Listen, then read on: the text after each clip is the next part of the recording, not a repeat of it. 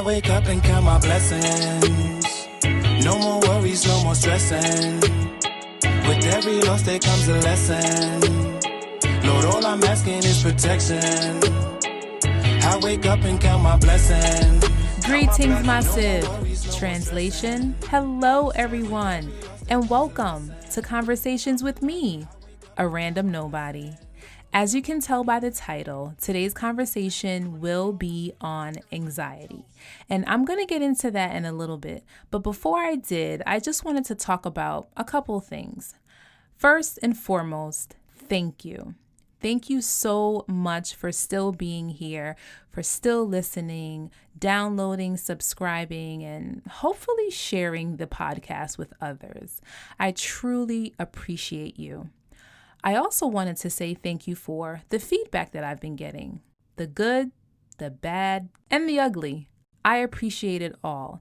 It allows me to tweak things where need be and, just work on the podcast overall. Feedback also encourages me to, keep going. Not saying that I'm trying to give up on my podcast already. I mean, it's only a month old, but hearing feedback from you guys just allows me to know that, they're tuned in, they're listening, and it's not all in vain. So keep sending it, guys. I appreciate it. Also, if you didn't realize it, I posted on my Instagram page the other day, and I was actually a guest on another podcast. On this episode, we spoke about love, marriage, and divorce. The name of the podcast is Various Vlogs from the Past, and the host is Richie Rambo. You can follow him on Instagram at Richie Presents, and the title of the episode that I was on is called When a Woman's Fed Up. The title kind of speaks for itself, but check it out anyway. I'll put his information in the show notes just in case you forget. All right, so how are you guys doing? I know, I can't hear you. So let's talk about me. All right, so overall, I'm doing pretty good. However, this week has been crazy, and it's only Wednesday, and I'm recording this on Tuesday. So I've had a crazy 2-day week thus far. I can feel the grays on the right side of my head like multiplying. And maybe in a couple years, 10 or 20 years, it'll form into like this beautiful streak of silver. But as for now, I'm trying to maintain my youth, and I'm going to need my stress level to, diminish. As I mentioned, either in my trailer or trailer 2.0, or maybe it was the first episode, I'm not sure, but I am pursuing a degree in human development and family studies. Of course, one of the requirements for that degree is statistics. And when I say that this class is giving me a run for my money, that's an understatement, okay? At this point, it's Spanish to me. I'm going to get through the class. I don't know how, but it's rough. I literally took 2 days trying to complete an assignment, and I still didn't get one of the answers. But you know what? It's above me now. It's after midnight, guys, and that paper has been turned in. Shout out to Kara for trying to help me. Shout out to Tracy. Shout out to everybody who tried to, look out for your girl. It ain't help, but I'm kidding. I appreciate you guys. Anyway, so if you haven't already noticed, I've been alternating episodes. 1 week, it'll be me and a guest, and the following week, it's just me and you. And the purpose of my podcast is to allow everyone's voice to be heard. So I hope that you guys have been listening. See what I did there? Voices heard, you listening. No? Okay. All right. Whatever. Anyway, like I said, it's just me and you. So today we're going to talk about anxiety. Now, everyone knows what that means, right? Of course you do. I guess I'm the only one that really didn't know what the word anxiety meant. I just thought when I heard the word anxious, it was more like, butterflies in your stomach before a date or a big event, or even just feeling nervous at times. No one ever told me that anxiety was actually the voice in my head telling me that everything that could go wrong will go wrong. And it was also the voice telling me that everyone hated me and nothing would ever go my way. Anxiety will show up out of nowhere for me. I mean, like if I hit send on a message to a friend, right, asking them for a favor, once I hit that send button, a million things go through my mind. Like, why did you say it that way? You sounded rude. You should have chose a different word. They're never going to help you. All of these negative outcomes is what comes to mind. And even though I really need that person's help because I know that I can't get my daughter to basketball at 6 and my son to football at 6:15, I need someone to help me, but anxiety will have me, apologize to the person after I ask them, saying, oh, never mind, I'm going to ask so-and-so to help me, knowing that I have no one else to ask. And now I'm going to be stuck trying to figure out how to have my kids in 2 different places, basically at the same time. So instead of putting down my pride, and I don't even know if it's actually pride, I just know that when I ask someone to do something, it is so hard for me to just leave it at that. Because anxiety, will have me thinking that I'm not worthy of anyone's help. And this actually ties into a post that I put up last week.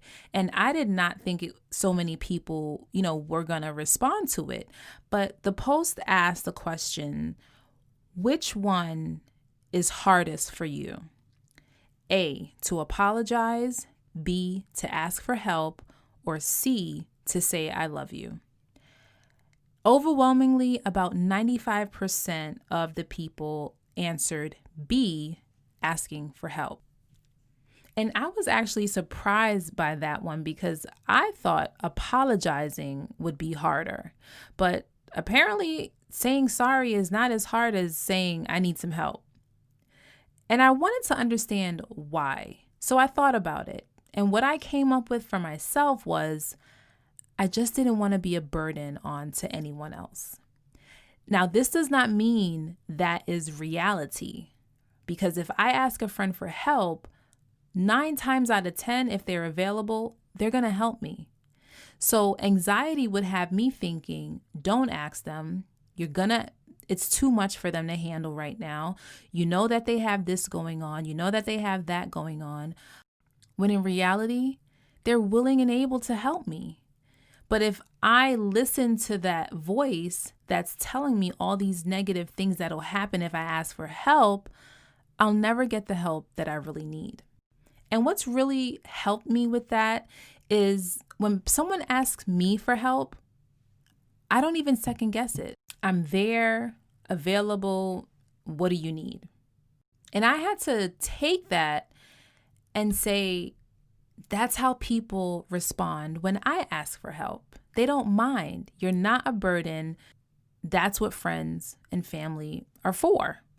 So now when I ask for help, if I'm typing a text message and I hit send, that's it. No reneging. It's sent, period. Wait for a response. And when I do get my response, like I said, it's always a yes.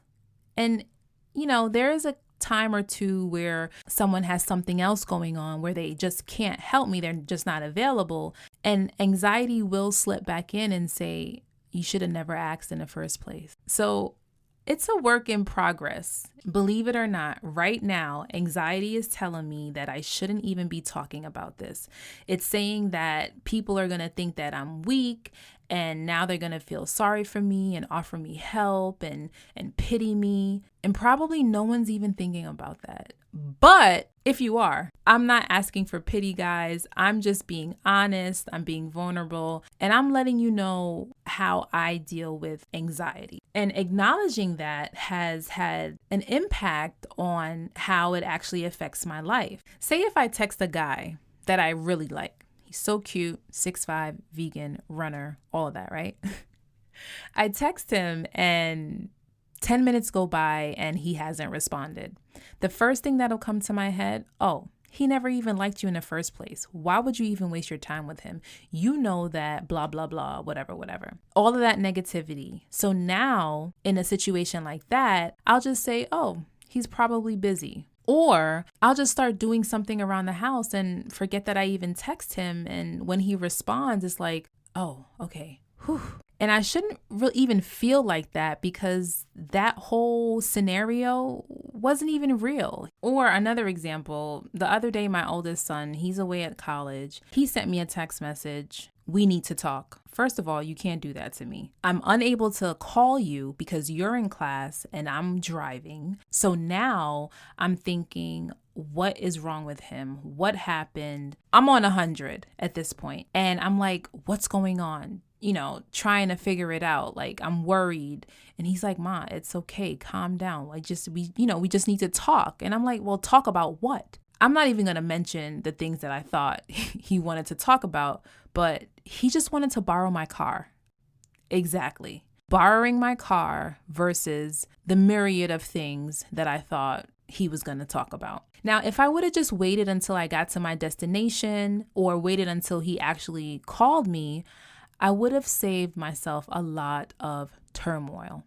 My stomach was in knots. I wanted to use the bathroom. It was just too much. Now, in my defense, receiving a text message that says we need to talk, oftentimes it's not going to be about something good. And even though it's not going to be about something good, it doesn't mean that it's going to be something horrible either. Now, I could have replaced the negative outcomes with positive outcomes in that time span. But like I said, I'm a work in progress and it didn't come to me until after the fact. I have a friend that knows about my way of thinking, and unbeknownst to her, she's been helping me deal with it a lot. Whenever we talk, I'll reveal something to her that's been troubling me, and she'll always say, is that really what happened, or are you just thinking that's what happened? It's oftentimes the latter, and she's able to walk me off the edge, so to speak. For instance, a couple weeks ago, I was having some issues with a friend of mine regarding communication, and I was only seeing the bad outcomes. Well, I was able to talk with my friend and voice my concerns, and her and I were able to put things into perspective, a more realistic perspective. And I was able to replace my negative outcomes with positive outcomes, and it worked really well for me. Because I know that anxiety is not going anywhere, being able to have people in my life that can understand me without judging me and without looking at me like I'm crazy, well, I take that back because my one friend, she really does look at me like, girl, what is wrong with you? But she's a social worker, so she can deal with that. Anyway, like I said, it's important to find people in your life whom you can be vulnerable with. Being able to let your guard down and get all the negative thoughts out of your head so that you can replace them with more positive and clean, clear thoughts. Because not to sound too cliche, but these things are really all just in our head. I'm going to end this episode with a quote that I really love, and it's from A Course in Miracles. And I can go into what this quote means to me, but I'm not. Because I want you to ponder on it. I want you to let it marinate within and let it provide you with the peace and calmness that it was designed for. The quote reads, "Nothing real can be threatened. Nothing unreal exists. Herein lies the peace of God." Well, guys, that's it. Another episode is in the books. If you're already following me on social media, thank you so much. I truly appreciate you. If you're not, check me out. I'm Random Nobody Podcast on Instagram, Random Nobody 1 on Twitter. If you'd like to send me feedback, questions, comments, concerns, you can send them to randomnobodypodcast@gmail.com. And you can always go to my website, www.conversationswitharandomnobody.com. I'll never forget, I think it was my first episode, I said 2 W's instead of 3, so now I have to count them out. Anyway, I've held you guys up long enough. Please remember to check out Richie Rambo's podcast, various vlogs from the past. My episode was When a Woman's Fed Up. talking love, marriage, and divorce. So guys, until next time, walk good. Translation, be safe. Started from the bottom, look where we end up, on top like Pac. All eyes on us, blessings. Count my blessings. No more worries, no more stressing. No more stressing. With every loss there comes a lesson. Lord, all I'm asking is protection. Count my blessings. I wake up and count my blessings.